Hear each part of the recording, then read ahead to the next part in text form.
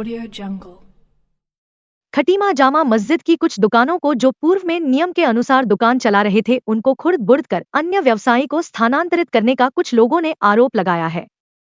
शिकायतकर्ता सलीम रिजवी का कहना है कि इस समय वक्फ बोर्ड की कोई कमेटी नहीं है, एक वैकल्पिक व्यवस्था के अनुसार प्रशासक नियुक्ति किए गए हैं। प्रशासक को कोई अधिकार नहीं है कि बिना वक्फ बोर्ड की अनुमति के दुकान को हस्तांतरित कर सके। जामा मस्जिद की 3 दुकानों को अन्य लोगों को हस्तांतरित कर दिया गया है, जो कि वक्फ बोर्ड के नियम के विरुद्ध है। इस पर लोगों ने सहायक कार्यपालक वक्फ बोर्ड उत्तराखंड को एसडीएम के माध्यम से ज्ञापन सौंपा है। उनका कहना है कि इस पर जांच कर त्वरित कार्रवाई की जाए। वहीं प्रशासक कामिल खान का कहना है कि यह सब बातें निराधार है, उनके द्वारा कोई भी दुकान नहीं बेची गई है।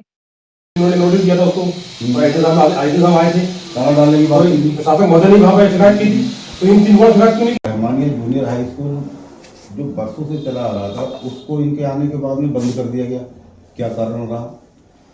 जबकि इनको चाहिए ये था कि उसका विस्तार करना चाहिए था, उसकी मान्यता नहीं थी, उसकी मान्यता को बहाल करना चाहिए था और उसके बाद में स्कूल के उच्चीकरण के लिए कुछ एक ऐसी मिसाल पेश करनी थी ताकि आने वाले समय में लोग याद करते। लेकिन इनका तो एकमात्र उद्देश्य यही रहा, काम नहीं कर रहे हैं और इनको इसलिए माननीय मुख्यमंत्री जी ने यहाँ भेजा था कि खटीमा में जब ये वो की संपत्ति का। देखिए मान्यवर, अभी कुछ समय पहले हमने एक ज्ञापन दिया था मुख्यमंत्री महोदय को, वक्फ बोर्ड के प्रशासक महोदय को और माननीय वक्फ बोर्ड के अध्यक्ष महोदय को कि खटीमा की वक्फ बोर्ड की 137, 138 जामा मस्जिद और मदरसा रहमानिया जूनियर हाई स्कूल की जो प्रॉपर्टी है, जिसमें लगभग 40-45 दुकानें हैं, जो एक वक्फ बोर्ड की संपत्ति है और वक्फ बोर्ड में कुछ की अनुमति से वहां पर कुछ किराएदार दुकानदार अपना व्यवसाय कर रहे हैं। अब जब से यहाँ पर ये प्रशासक महोदय आए हैं, माननीय मुख्यमंत्री महोदय ने इनको यहाँ पर बैठाया है, तो इस सोच के साथ में कि यहाँ का विकास करेंगे और अच्छी नीतियों को लागू करेंगे, सरकार की नीतियों को लागू करेंगे। इनके होते हुए 3 दुकानें अवैध रूप से बिक चुकी हैं, दूसरों को हस्तांतरित कर चुकी हैं। हमने मेन मुद्दा ये उठाया था। उस मुद्दे के एवज में इन्होंने अपनी बात प्रेस के सामने रखी कि हमने यहाँ कोई काम नहीं किया और पुरानी कमेटियों की जो शिकायत की और जांच की बात की, जिनकी शिकायत भी हमने करवाई थी, जिनकी जांच भी हमने करवाई थी, वो मुद्दा अलग है। हमने बात उठाई थी मौजूदा समय में 3 दुकानें किस तरीके से हस्तांतरित कर दी गई, वक्फ बोर्ड की संपत्ति और वक्फ बोर्ड के बिना अनुमति के, वक्फ बोर्ड के अध्यक्ष महोदय और वक्फ बोर्ड के प्रशासक महोदय की बिना अनुमति के उनको हस्तांतरित कर दी गई। इस विषय पे एक टिप्पणी नहीं आई। हमारा मेन मुद्दा ये था। और दूसरी बात थी कि मदरसा रहमानिया जूनियर हाई स्कूल बरसों से चल रहा था, उस मदरसा रहमानिया जूनियर हाई स्कूल को क्यों बंद कर दिया गया? इनका कहना यह था कि उसमें 2011 से मान्यता नहीं है, बिना मान्यता के स्कूल चल रहा था और बच्चों को गुमराह किया जा रहा था, अभिभावकों के साथ में धोखा किया जा रहा था। मानते कि 2011 से मान्यता नहीं थी, 2011 से मान्यता नहीं थी, उसके बावजूद स्कूल चल रहा था। तो उसका होना ये चाहिए था, जब ये आए थे यहाँ पर प्रशासक बन के, तो इनको चाहिए था कि उसकी मान्यता बहाल कराई जाती और स्कूल का उच्चीकरण करने के लिए प्रयास किए जाते और शिक्षा के क्षेत्र में अपना विशेष योगदान दिया जा सकता था। लेकिन उन्होंने उसको ना करके उस स्कूल को ही बंद कर दिया गया। बच्चे यहाँ से दूसरी जगह चले गए और आज स्कूल में ताला लगा हुआ है। क्या कारण रहा?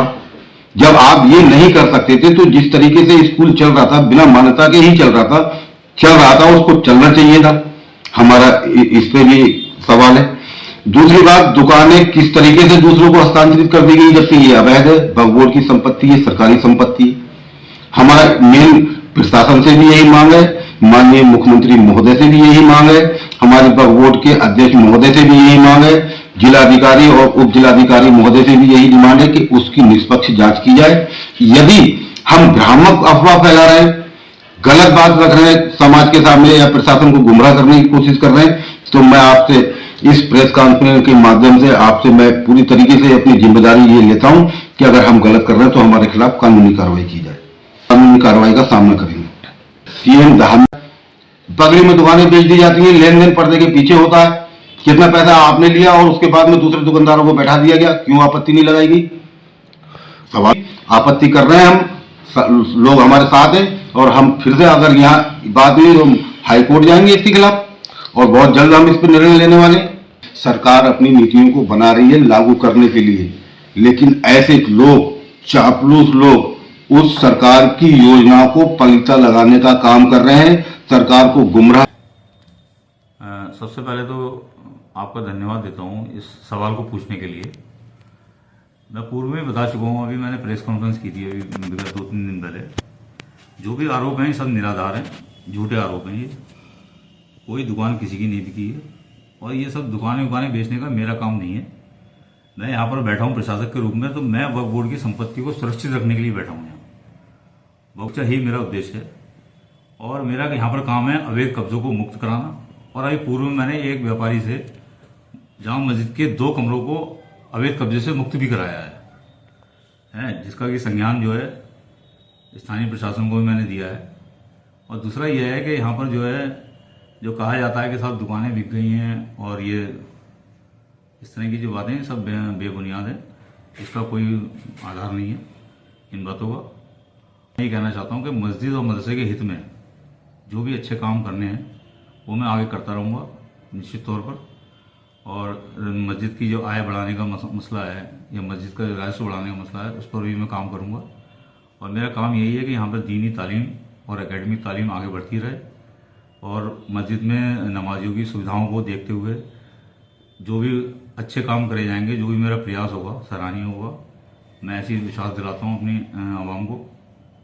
इसके लिए और जो इस तरह के आरोप प्रत्यारोप चलते हैं, तो मैं चाहता हूँ कि ये सोशल मीडिया पे और ये सब जगह ना करके एक बार मेरे सामने बैठ करके अगर निश्चित सामने बैठ के अगर बात करी जाए तो वो ज़्यादा बेहतर है मेरे हिसाब से। क्योंकि इससे क्या है, खाली माहौल ख़राब करने वाला और ये लोगों को उकसा करके और भड़का करके इस तरह का माहौल क्रिएट करना ये अच्छी चीज़ नहीं है ये। क्योंकि आवाम में गलत मैसेज जाता है। अगर किसी को कोई दिक्कत परेशानी है तो मुझसे एक बार बैठ के बात भी कर सकता है वो। क्योंकि मैं नहीं चाहता कि ये सब चीज़ों को करके क्योंकि मस्जिद के जो इनकम है और जो खर्चे हैं वो सब मेरी उंगलियों पर हैं। मस्जिद के हित में अच्छे काम होते हैं, इसको करने के लिए हमेशा मैं तैयार रहता हूँ। चाहे जनरेटर लगाने की मामला आ रहा हो या मस्जिद में कहीं पर मैट बिछाने की बात रही हो या जैसे कहीं वाटर कूलर गर्मियों में लगाने की बात रही हो या स्ट्रीट लाइटें लगाने की बात रही हो मस्जिद में।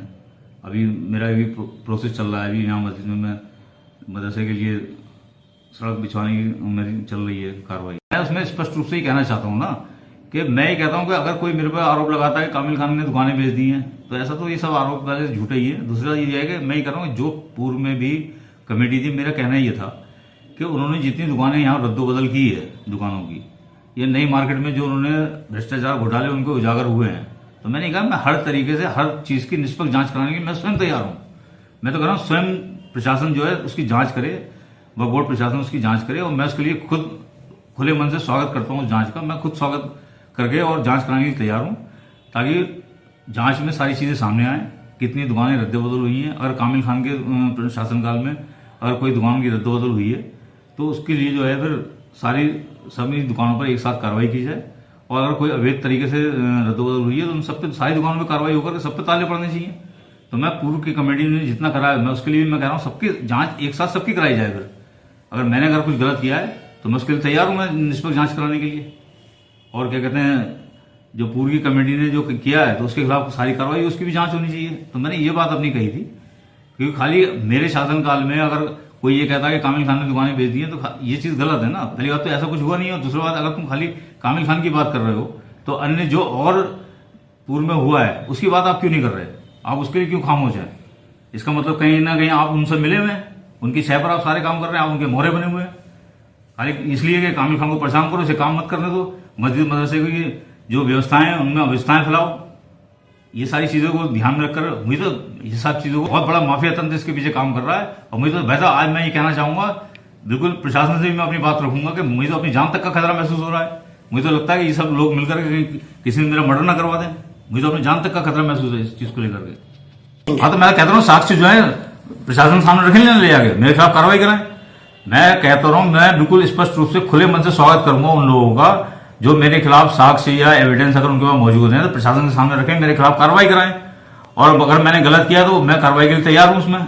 लेकिन ये सोशल मीडिया पे अनर्गल बयानबाजी करके या फेसबुक पे अनर्गल पोस्टर डाल करके, ये सब चीज़ें अच्छी नहीं है। इससे क्या आवाम में एक गलत मैसेज जाता है और समाज की बदनामी होती है।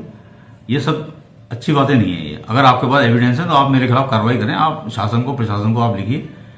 और इसके अलावा मैं और इससे ज़्यादा क्या कह सकता हूँ, क्योंकि हर आदमी अपने आप में समझदार है। अच्छी चीज़ें नहीं है ये। बस मेरे इतने मैसेज देना है कि समाज में भ्रांति ना फैलाएं, लोगों को उकसाएं ना। और जो मस्जिद मदरसे के हित में अगर आप अच्छा करने के इच्छुक हैं तो मैं आपका खुले मन से स्वागत करता हूँ। आप खुद आए, स्वयं आए कि भाई मस्जिद में ये चीज़ अच्छी हो सकती है, मदरसे में ये चीज़ अच्छी हो सकती है। आपका स्वागत है, आप खुद करिए ना, आकर यहाँ काम आप करिए। हम तब जाने आप कितने बड़े समाज सुधारक हैं।